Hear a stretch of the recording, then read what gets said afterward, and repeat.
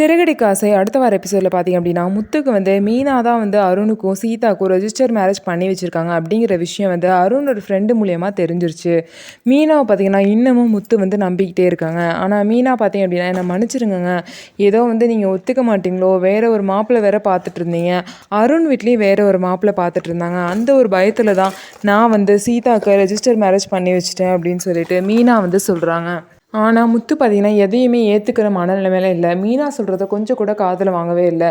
அதான் எல்லாமே முடிஞ்சிருச்சு, எல்லாமே உங்கள் விஷயத்துக்கே பண்ணிட்டீங்க, கல்யாணத்துக்கு மட்டும் எதுக்குண்ணா அப்படின்னு சொல்லிட்டு முத்து வந்து கோச்சிக்கிட்டு அங்கேருந்து கிளம்பி போயிடுறாரு. கிளம்பி போய் பார்த்தீங்கன்னா பாரில் உட்காந்து செல்வத்து கூட தண்ணி அடிச்சிட்ருக்காரு.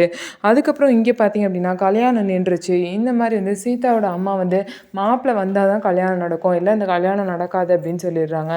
உடனே மீனா வந்து பார்த்தீங்கன்னா சீதாவை கூட்டிகிட்டு முத்தை பார்க்குறதுக்காக போகிறாங்க. போன இடத்துல முத்து வந்து சமாதானமாகி 2 பேர் கூடயும் வருவாரா, வந்து இந்த கல்யாணத்தை ஏற்றுக்குவாரா அப்படிங்கிறத நம்ம பொறுத்திருந்து பார்க்கலாம்.